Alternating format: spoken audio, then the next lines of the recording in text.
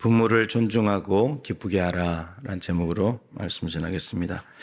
하나님께서 이스라엘 백성들을 애굽에서 구원하셨습니다. 430년 종살이를 끝내시고 구원하시고, 그리고 시내산에 도착했을 때 하나님께서는 십계명을 비롯해서 하나님의 백성들이 지켜야 될 법을 알려주셨습니다. 그러니까 이제 지금까지 바로와 애굽의 체제 속에서 살았다면 이제 하나님과 하나님 나라의 체제 아래서 그 방식대로 살아가야 된다라는 것을 알려주시기 위함이었죠. 하나님께서 이스라엘 백성들을 애굽에서 구출하신 것은 구원이 목적이 아니라 거룩한 백성이 되는 것, 세상 사람들과 다른 구별된 백성으로 살아가는 것이 목적이었다라고 하는 겁니다. 하나님의 거룩한 백성으로 살아가게 될 때 필요한 것이 하나님의 법인데, 그중에서 십계명 제일 먼저 말씀을 하셨습니다. 십계명은 아시는 대로 1계명부터 4계명까지가 하나님 사랑, 그리고 5계명부터 10계명까지가 이웃 사랑입니다. 오늘 어버이 주일인데 어버이 주일과 관련된 계명이 5계명이죠. 내 부모를 공경하라. 5계명부터 10계명까지가 이웃 사랑의 계명이니까, 따라서 5계명 부모를 공경하라는 계명은 이웃 사랑의 첫 번째 계명입니다. 이웃 사랑의 첫 번째 계명. 따라서 이웃 사랑, 우리에게 가장 가까운 이웃은 혈육으로 맺어진 부모님이라고 할 수 있습니다.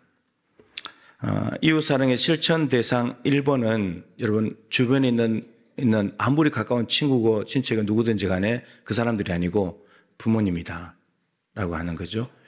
부모님이 없는 분들이 계실 텐데, 저도 그러지만 또 장인들은 장모도 계시고, 또 그렇지 않다 하더라도 어르신들이 있잖아요.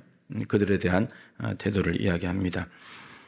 가장 가까운 이웃은 부모님이고, 이웃 사랑의 실천 대상 1번이 부모님이다. 그리고 부모를 공경하라, 이런 십계명은 아시는 대로 대부분 다가 하지 마라, 하지 마라, 하지 마라로 되어 있습니다. 근데 하나님 사랑에 대한 계명 중에 4계명만 안식일을 기억하여 거룩히 지켜라, 긍정적이고 적극적인 명령으로 되어 있죠. 그리고 나머지 5계명부터 10계명까지 이웃 사랑의 계명 중에서도 딱 하나, 5계명 내 부모를 공경하라, 여기만 적극적이고 명령형으로 되어 있습니다. 긍정적으로. 나머지는 다 하지 말아요. 하지 마라, 두지 마라, 하지 마라, 하지 마라, 이렇게 되어 있습니다.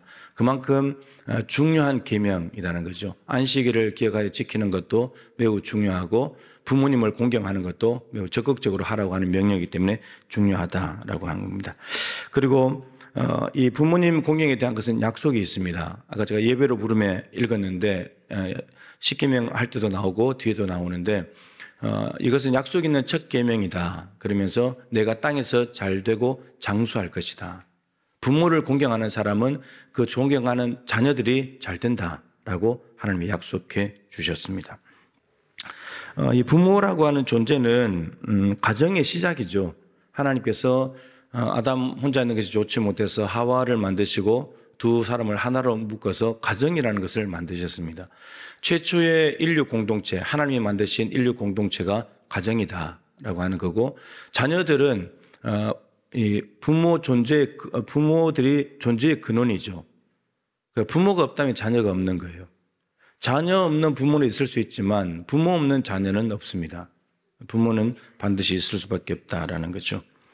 믿는 부모를 통해서 믿는 자녀가 태어나고, 그리고 믿음의 가정을 이루고 유지하면서 살아가게 됩니다. 따라서 부모를 공경하라고 하는 말은 이제 좀 더 풀어서 살을 붙이면 이런 의미가 되는 거죠.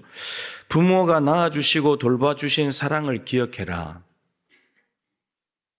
그래서 부모님을 공경하라는 것이고, 두 번째는 영적이고 물질적인 유산, 그리고 양육의 수고에 대해서 보은의 마음으로, 은혜에 보답하는 마음으로 존경해라, 그런 의미이고, 더 나아가서 양육과 훈육을 통해서 하나님의 백성 공동체를 창조하시는 거잖아요.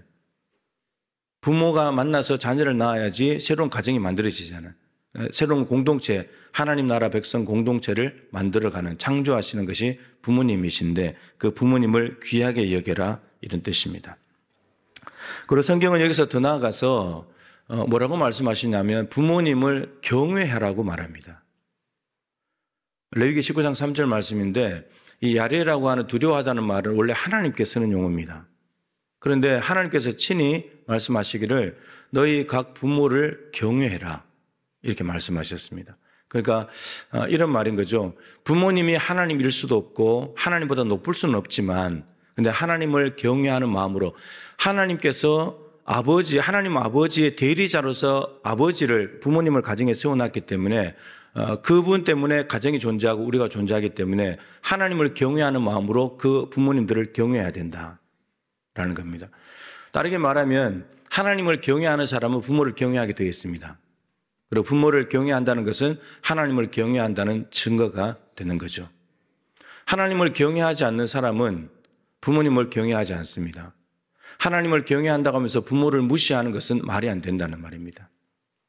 두 개는 같이 가는 거다라고 하는 거죠. 그런데 더 중요한 것이 무엇이냐면 레위기 전체 주제가 거룩인데 그 거룩에 대해서 가장 명확하게 나오는 말씀이 레위기 19장 2절이죠. 너희는 거룩해라. 이는 나 여호와 너희 하나님이 거룩함이니라. 그러니까 애굽에서 구원하신 하나님의 백성들을 향해서 너희는 이제 거룩한 백성이 되어야 된다. 왜냐하면 내가 거룩하니까. 거룩한 하나님이 백성들을 구원해서 하나님의 백성으로 소유를 삼았기 때문에 이제 너희들도 나와 같이 거룩해져야 된다. 그럼 질문이 생기죠. 어떻게 거룩해지는 거죠? 19장 2절인데 19장 3절에 딱 넘어가서 첫 번째 말씀이 부모를 경외해라. 따라서 부모를 경외하는 것은 거룩한 삶의 시작입니다. 거룩이라는 것이 성경책 들고 옷을 잘 입고 근엄하게 다니는 것이 거룩이 아니고 부모님을 경외하는 것이 거룩의 시작이라는 거예요. 그러면 구원받은 하나님의 백성이 거룩을 가장 먼저 실천해야 될 장소는 어디라는 거죠? 가정이라는 거예요. 가정. 세상 밖에 나가서 사람들에게 거룩을 보여주는 것이 아니라 가장 먼저 거룩을 나타내야 될 것은 가정이다. 그리고 그 대상은 부모님이다. 라고 성경은 이야기하고 있습니다. 부모님을 존중하고 베푸신 은혜에 감사하는 것이 예수를 믿고 구원받은 우리 그리스도인이 나타내야 될 거룩이다. 라고 하는 겁니다. 여러분들은 거룩하게 살고 계십니까? 좀 더 이제 자세히 들어가 봅시다. 가정에서 부모님을 경외하고 거룩한 삶을 살아야 될 곳이 가정이고 그 대상이 부모님인데 그럼 가정에서 부모님을 공경하고 경외하면서 거룩하게 살아가야 될 삶의 구체적인 모습은 무엇인가? 그것이 오늘 본문에 나와 있습니다. 22절을 보면 너를 낳은 아비에게 청종하고 늙은 어미를 경히 여기지 말지니라. 이것이 부모님을 공경하는 것이고 경외하는 것이고 거룩한 삶을 살아가는 것입니다. 이게 운율을 갖춘 시몬들이 시편도 그렇고 욥기도 그렇고 잠언도 그렇고 이게 평해법을 쓰거든요. 똑같은 말을 다르게 표현하는 거죠. 따라서 앞에 나온 너를 낳은 아비라는 말과 내 늙은 어미는 같은 말이에요. 그리고 청종하다는 말과 경히 여기지 말라는 말이 똑같은 말이에요. 그러니까 이런 말이 되죠. 너를 낳아주신 아버지의 말씀을 귀담아 듣고 순종하는 것이 곧 늙은 어미를 경히 여기지 않는 것이다. 이런 말입니다. 그러니까 부모님을 공경하는 거룩의 모습이 뭐냐? 부모님의 말씀을 귀담아 듣고 순종하는 것, 청종하는 것이 그것이 부모님을 경외하는 것이고 거룩한 삶의 모습이다라고 하는 겁니다.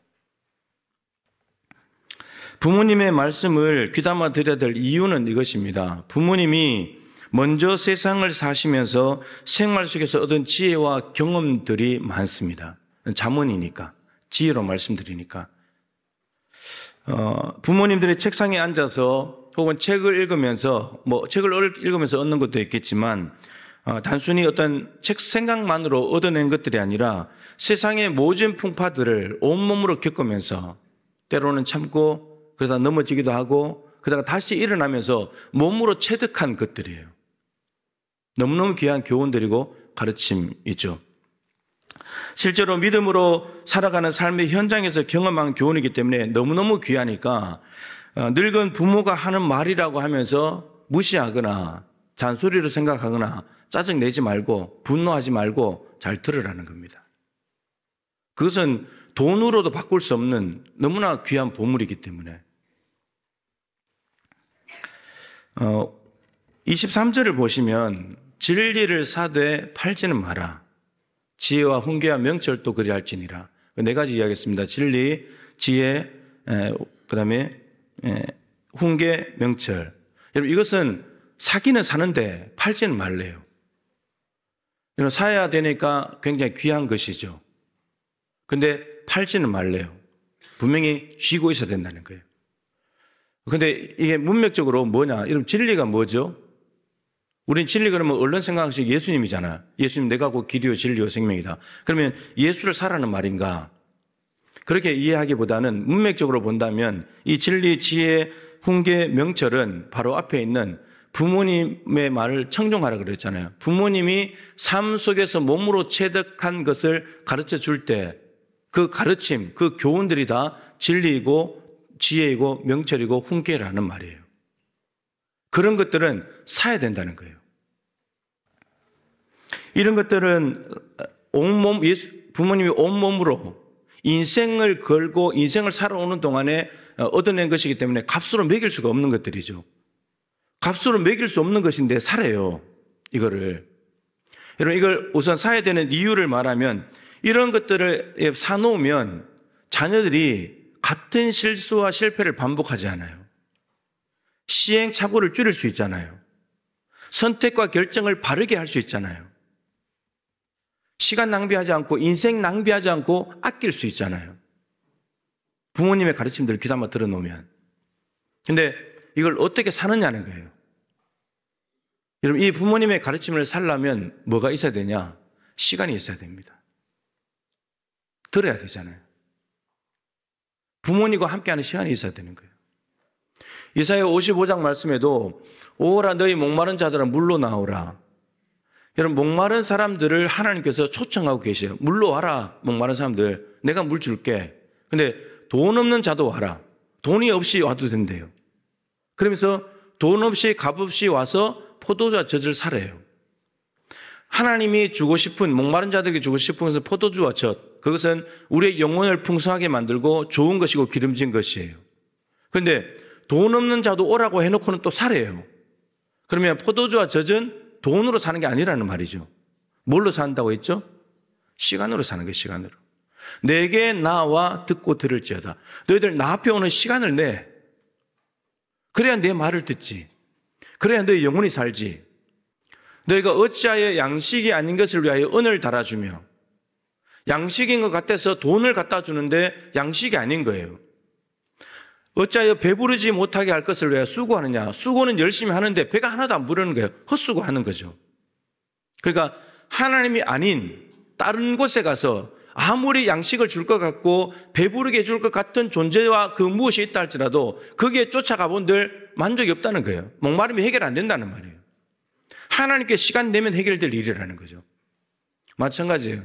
부모님의 이 온몸으로 체득한 너무나 귀한 이 교훈을 살 수 있는 방법은 시간을 내서 부모님의 무릎 앞에 앉아서 겸손하게 말씀을 듣는 거예요. 청종하는 거예요. 청종은 듣고 순종하는 거잖아요. 이게 진리를 사는 방법이에요. 부모님의 교훈을 사는 방법이에요. 그리고 이거는 팔지 말아라.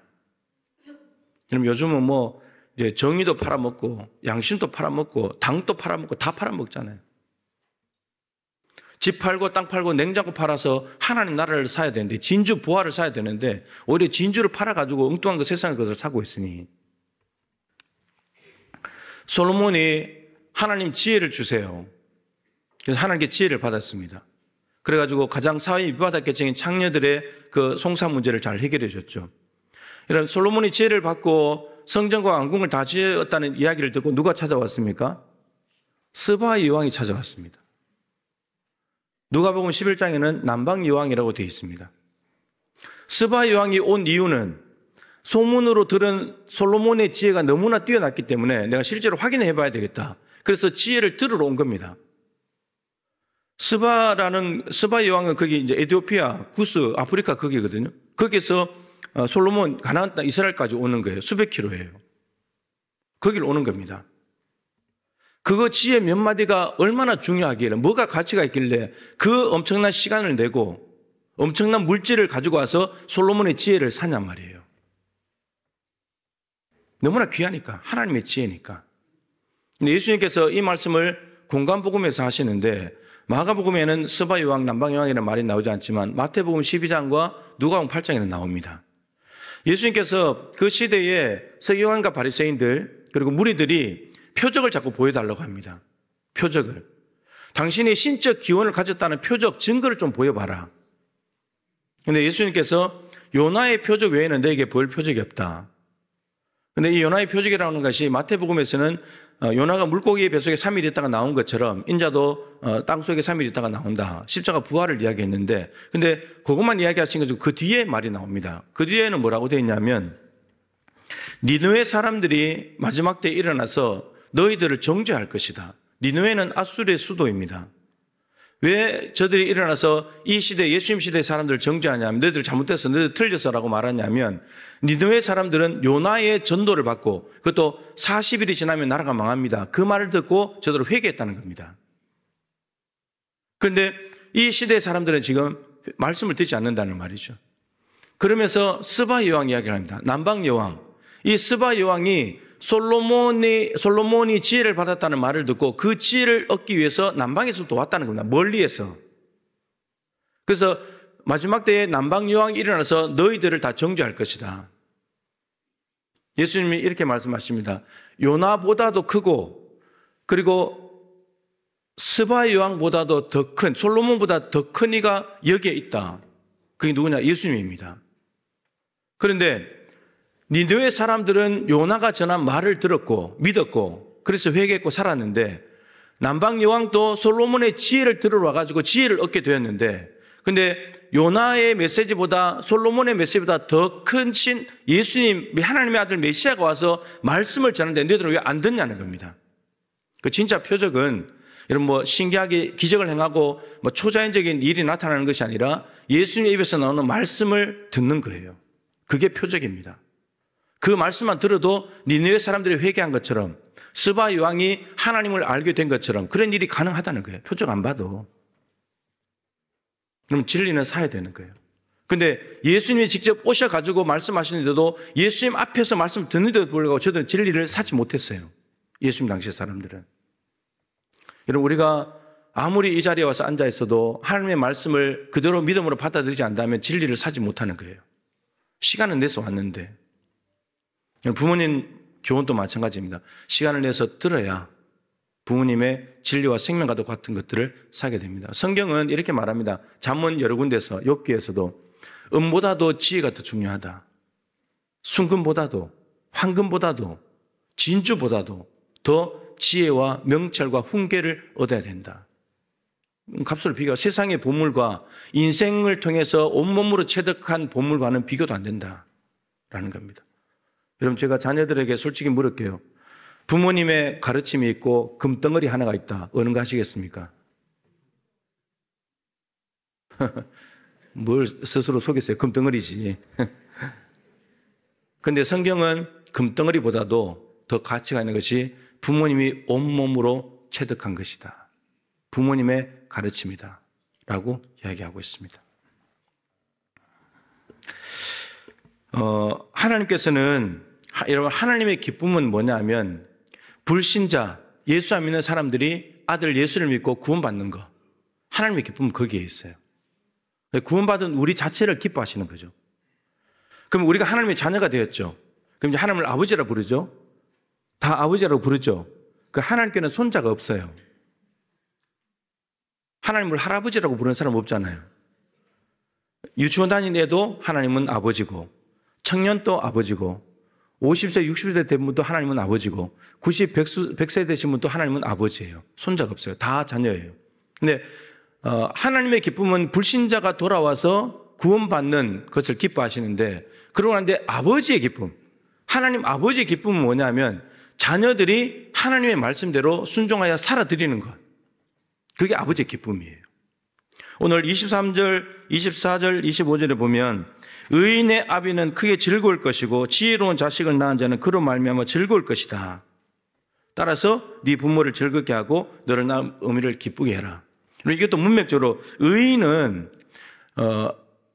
문맥적으로 본다면 원래 성경에서 말하는 것은 하나님의 말씀대로 살고 몸부림치는 사람인데, 그러면 부모님을 통해서 주시는 하나님의 교훈을 받아서 그대로 살려고 몸부림치는 사람이 의인이죠. 문맥적으로 그 사람이 지혜로운 아들이고 지혜를 샀으니까.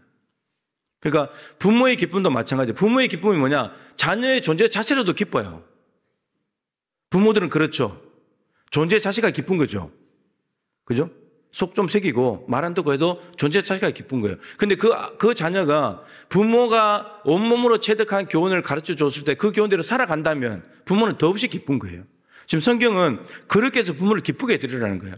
고기 사다 드리고 용돈 주고 뭐 그런 것도 좋아하시겠지만 그것뿐만 아니고 부모가 가르쳐준 삶대로 살아가는 거. 부모는 그게 더 기쁨이 있다는 거예요. 사무엘의 두 아들이 사무엘을 닮지 않았습니다. 히스기야 남유다의 그 훌륭한 왕인데 그 아들 므낫세는 완전히 엉망진창으로 살았습니다. 나라를 망하게 했습니다. 요시야 너무나 훌륭한 왕이 나타났지만 그 아들 3명을 통해서 남유다가 망했습니다. 부모님이 살아온 삶의 교훈들을 듣지 않는 거죠. 부모보다 자신이 더 많이 배우고 그래서 많이 알고 똑똑하다고 부모님을 깔보고 무시하면서 불순종하는 것은 아닌가요? 부모에 대해서 공경해라, 청종해라, 경외해라, 그리고 거룩까지 연결된 이 말씀의 무게는 엄청납니다. 엄청나잖아요. 여러분, 말씀의 무게가 엄청난 만큼 이 말씀대로 살지 못했을 때는 그것에 대한 하나님의 심판도 엄청나다는 말입니다. 단적으로 아비나 어미를 저주한 자는 죽여야 된다 이렇게 말하세요. 잠언 30장 17절에 더 끔찍한 말이 나옵니다. 아버지를 조롱하고 어미 순종하기를 싫어하는 자의 눈은, 아버지 어머니가 나왔기 때문에 자녀에 대한 이야기죠. 자녀가 아버지를 조롱하고 어머니의 말에 순종하기를 싫어하는 눈이라고 했습니다. 눈. 여러분, 자녀가 아버지를 입으로 말로 조롱한 것도 아니고 행동으로 엄마가 하라는 일을 안 한 것도 아니고 그냥 눈 자체가 아버지를 조롱하는 눈빛이고 어머니의 말에 순종하지 않는 사납고 무서운 눈빛으로 바라보는 것 자체가 이게 잘못됐다는 거예요.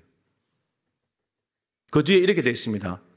골짜기에 까마귀에게 쪼일 것이다. 골짜기에 까마귀 와서 그 아비를 조롱하고 어미에게 불순종하는 눈을 쪼아 먹어버린대요. 새끼 독수리에게 먹히리라. 그러니까 부모님에 대해서 함부로 하는 자식들은 어마어마한 대가를 지불하게 된다. 이런 말입니다. 참 무서운 말인 거죠. 여러분, 오늘 하나님께서는 부모님에 대해서 자녀들이 어떻게 해야 될지를 아주 엄중한 언어로 명령하고 계십니다. 공경해야 된다. 경외해야 된다. 그리고 그것이 거룩이다. 그리고 그분들의 교훈들은 사야 되는 것이고 귀담아 듣고 순종할 때 부모들은 자식 잘 되라고 하시는 말씀이니까 그 말씀을 따라갈 때 우리 자녀들도 잘 될 것입니다. 그래야 부모님이 자녀들 생각하면서 늘 슬퍼하고 근심하고 눈물의 기도 제목이 돼서 되겠습니까? 자녀들이 부모에게 감사의 제목이 되고 기쁨의 제목이 되고 생각만 해도 즐거운 자녀들이 돼야죠. 부모님께 그런 기쁨과 즐거움을 드릴 수 있는 우리 자녀들 될 수 있기를 바랍니다.